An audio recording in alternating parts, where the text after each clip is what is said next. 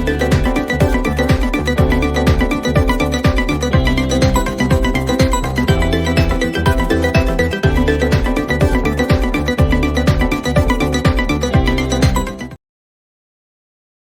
Guys, welcome back to my YouTube channel. तो आज हम एक टॉपिक डिस्कस करने वाले हैं, that is law of demand. Guys, काफी टाइम हो गया वीडियोस को लाए हुए। अगेन इसके पीछे रीजन है, मैं थोड़ा बिजी चल रहा हूँ, so hope you don't mind कि वीडियो काफी लेट आई है। और माइट भी जब तक ये काम थोड़ा मेरा चल रहा है, राइट, तब तक माइट भी वीडियो थोड़ा डिले आए। सो वीडियो आएंगी जैसे ही मैं फ्री हो जाऊंगा, डेफिनेटली बहुत सारी लेक्चर्स पे वीडियो आएंगी। सो इस चैनल को प्लीज आप सब्सक्राइब करिए और काफी वीडियोस आपको मिलेंगे नए नए टॉपिक्स के ऊपर, ठीक है। जैसे कि आज हम डिस्कस करने वाले हैं लॉ ऑफ डिमांड। एक बेसिक सा कॉन्सेप्ट है माइक्रो इकोनॉमिक्स का, जो कि समझना बहुत जरूरी है। अगेन काफी इंटरेस्टिंग है बेटा, इसको समझेंगे काफी डिटेल में, राइट। तो लॉ ऑफ डिमांड अगेन जिस तरीके से हम स्टडी करते हैं, तो सबसे पहले मैं इसका एक कॉन्सेप्ट बता दूं आपको, क्योंकि जब तक हमें कॉन्सेप्ट नहीं पता रहेगा, डेफिनेटली थ्योरी रीड करने से कोई बेनिफिट नहीं है, ठीक है जी। तो देखिए, आइए फटाफट से एक छोटे से कॉन्सेप्ट्स में इसको डिस्कस करते हैं। जैसे कि हम माइक्रो इकोनॉमिक्स पढ़ते हैं,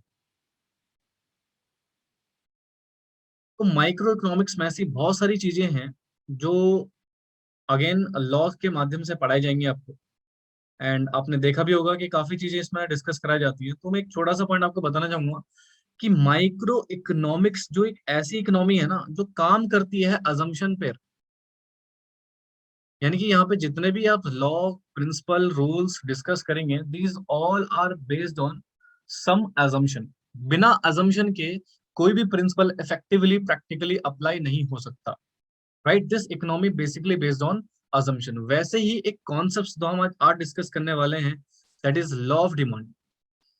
तो लॉ ऑफ डिमांड को भी अगर मैं एकेडमिकली पढ़ाऊं तो डेफिनेटली इस पर भी कुछ अजम्पशंस हैं, राइट। क्योंकि देखिए, अगर जनरली मैं प्रैक्टिकली देखूं तो might be law of demand apply हो, might be law of demand apply ना हो।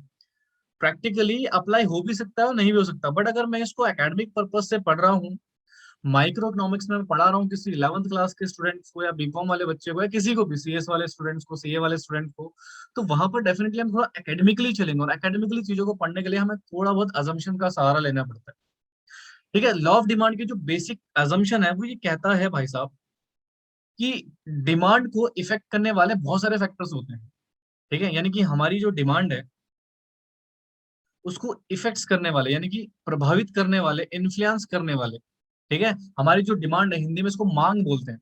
तो इस मांग को प्रभावित करने वाले, यानी डिमांड को इफेक्ट डालने वाले बहुत सारे फैक्टर्स होते हैं। There is a many factors, ठीक है भाई साहब। यानी कि ऐसे बहुत सारे कारक हैं, ऐसे बहुत सारे तत्व हैं जो हमारे बिजनेस, सॉरी, हमारी डिमांड को इफेक्ट डाल सकते हैं। कुछ एग्जाम्पल में लिखवा देता हूँ आपको। एक तो है हमारे पास प्राइस, इसको बोलते हैं हम ओन प्राइस ऑफ कमोडिटी, ठीक है। या फिर होता है प्राइस ऑफ रिलेटेड गुड्स, या होता है इनकम ऑफ द कंज्यूमर, ठीक है जी। या होता है taste and preferences and many more. ऐसे बहुत सारे कॉन्सेप्ट्स हैं हमारे पास, ऐसे बहुत सारे फैक्टर्स हैं जो हमारे डिमांड को इफेक्ट डालते हैं। अब क्वेश्चन आता है, sir law of demand applicable कब होता है? यानी कि लॉ ऑफ डिमांड की जो बेसिक अजम्पशन है, देखो मैं आपको अजम्पशन समझा रहा हूँ, लॉ ऑफ डिमांड आपको 2 मिनट में समझ में आ जाएगा, बिल्कुल ध्यान सुनिएगा। अजम्पशन को एक तरीके से मैं ना कंडीशन भी बोल सकता हूँ। एक शर्त है जी, एक कंडीशन है। अगर कंडीशन मतलब अगर ये कंडीशन फुलफिल करोगे तो ही लॉ ऑफ डिमांड अप्लाई होगा, otherwise law of demand apply ही नहीं होगा भाई साहब। समझ रहे हैं? तो लॉ ऑफ डिमांड बेसिकली ये कुछ अजम्पशन है, कहता है भैया ये हो गए अदर थिंग्स, इसको हम बोलते हैं अदर थिंग्स। और जब मैं अदर थिंग्स बोलूंगा तो इसका मतलब प्राइस को छोड़ के बाकी सारे फैक्टर, दुनिया में जितने फैक्टर हैं जो डिमांड को इन्फ्लुएंस कर सकते हैं, वो सारे फैक्टर किस में आ जाएंगे जी? हमारे अदर फैक्टर्स में, प्राइस को छोड़ के, ठीक है। प्राइस को छोड़ दीजिए, on price of commodity. On price of commodity का मतलब जैसे पेन है, इस पेन को खरीदने में इसकी खुद की कॉस्ट जो आती है उसको बोलते हैं ऑन प्राइस ऑफ कमोडिटी। जो मार्केट में जिस प्राइस पे मिलता है, that is own price of commodity. यानी कि इसको छोड़ के इसको और भी जितने फैक्टर हैं जो इसको अफेक्ट कर सकते हैं इसकी डिमांड को, वो सारे हमारे अदर फैक्टर आ जाएंगे। तो लॉ ऑफ डिमांड की एजम्पशन कहती है भैया इनमें कोई चेंज नहीं होना चाहिए, कांस्टेंट रहेंगे, नो चेंज। अगर इनमें कोई परिवर्तन नहीं आया, जब जो कि प्रैक्टिकली इम्पॉसिबल है भाई साहब, इनकम चेंज होगी प्रैक्टिकली, ऑफ कोर्स होती है, बट हम यहाँ पर माइक्रो इकोनॉमिक्स में अजम्पशन लेके चलेंगे कि ये चेंज नहीं होगा भाई साहब। ये अजम्पशन ये है कि कांस्टेंट रहेगा जी, इसमें किसी भी प्रकार का परिवर्तन नहीं आएगा, यही तो कंडीशन है। तो फिर कहते हैं भैया जो ऑन प्राइस है, ध्यान सुनेंगे बच्चे प्लीज, ये जो ऑन प्राइस है अगर इसमें चेंज आया तो दो तरह का चेंज आ सकता है भाई साहब, या तो प्राइस घट जाएगी या तो प्राइस हमारी बढ़ जाएगी। दो तरह का परिवर्तन आएगा ना ऑन प्राइस में, किसी भी गुड्स की प्राइस या तो बढ़ जाएगी या तो प्राइस घट जाएगी। भाई साहब कहते हैं अगर घटती है तो क्या होगा, तो कहते हैं सर डिमांड हो जाएगी ज्यादा। ऑब्वियस ही बात है, कॉमन पार्लेंस में अगर मैं बोलूं कोई प्राइस, किसी गुड्स का प्राइस सस्ता हो जाता है तो माइट भी उसको और हम खरीद सकते हैं या और भी बहुत सारे बायर उससे जुड़ सकते हैं बेटा खरीदने के लिए, तो डिमांड क्या हो जाएगी, अप हो जाएगी। या फिर हमारी अगर प्राइस बढ़ जाती है तो बहुत सारे लोग उसको खरीद नहीं पाएंगे, यानी कि प्राइस हमारी क्या हो जाएगी, डक से सॉरी डिमांड हमारी डक से क्या हो जाएगी, डाउन हो जाएगी। तो यही है भाई साहब लॉ ऑफ डिमांड। तो लॉ ऑफ डिमांड का अगर मैं क्रक्स पॉइंट में बोलूं तो लॉ ऑफ डिमांड कहता है भैया प्राइस के बढ़ने से डिमांड क्या हो जाती है, कम हो जाती है, और प्राइस के घटने से डिमांड क्या हो जाती है जी, बढ़ जाती है। बट ये तभी होगा, ये तभी होगा भाई साहब, ये तभी होगा भाई साहब जब ये कंडीशन फुलफिल होंगी। जब ये कंडीशन फुलफिल होंगी तभी ये कॉन्सेप्ट होगा, otherwise it is not possible practically. ठीक है जी, तो ये था एक बेसिक सा कॉन्सेप्ट।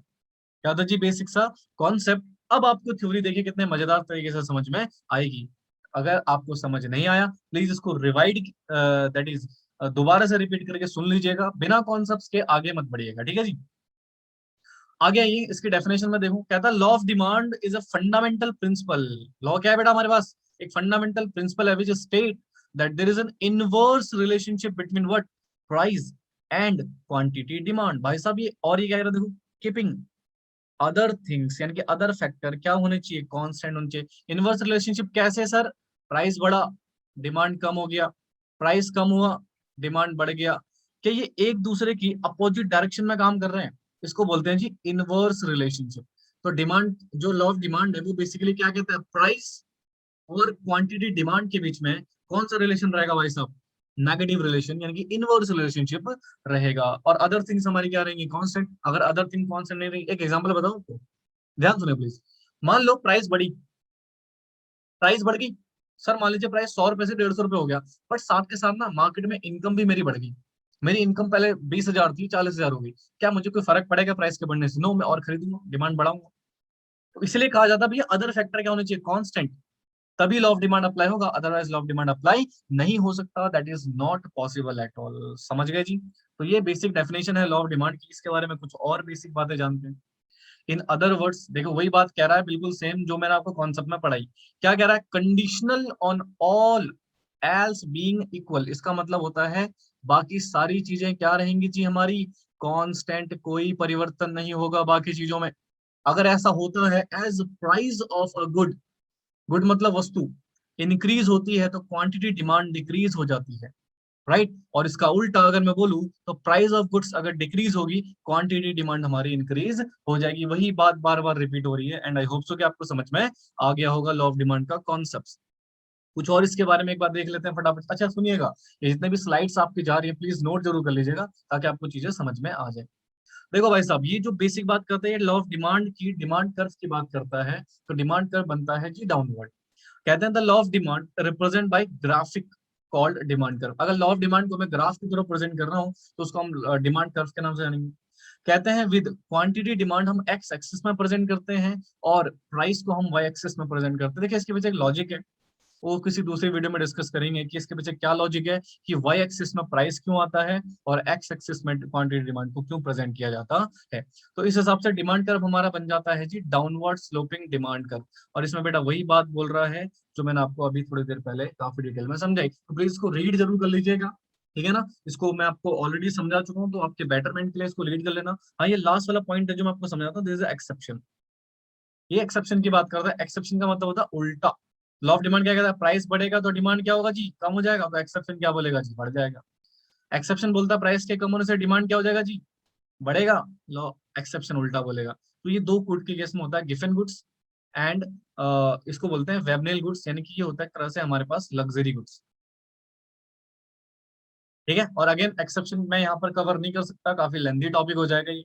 एक्सेप्शन के लिए हम एक फ्रेश वीडियो बनाएंगे, काफी डिटेल में समझेंगे कि एक्सेप्शन क्या होता है, ठीक है। तो एक छोटा सा concept law of demand, again I मैंने बहुत कोशिश की है बट आपको समझाने की, आई होप सो कि आपको समझ में आया हो, ठीक है। तो अगर प्लीज आपको ये समझ में आई हो, इस वीडियो को शेयर कीजिए जितना आप कर सकते हैं, एंड डेफिनेटली इसको लाइक कीजिए, शेयर कीजिए, कमेंट कीजिए, और कमेंट करके जरूर मुझे बताना कि आपको वीडियो कैसी लगी। देखिए यहाँ पर मैंने आपको एक कोशिश करी है डिमांड कर्व को समझाने की, यानी कि जो लॉ ऑफ डिमांड है उसमें कर्व कैसा बनेगा उसको समझाने की कोशिश करिए। तो देखिए क्या कह रहा है भाई साहब, प्राइस कितना है हमारा P0, तो यहाँ पर हम डिमांड कितनी करते हैं Q0।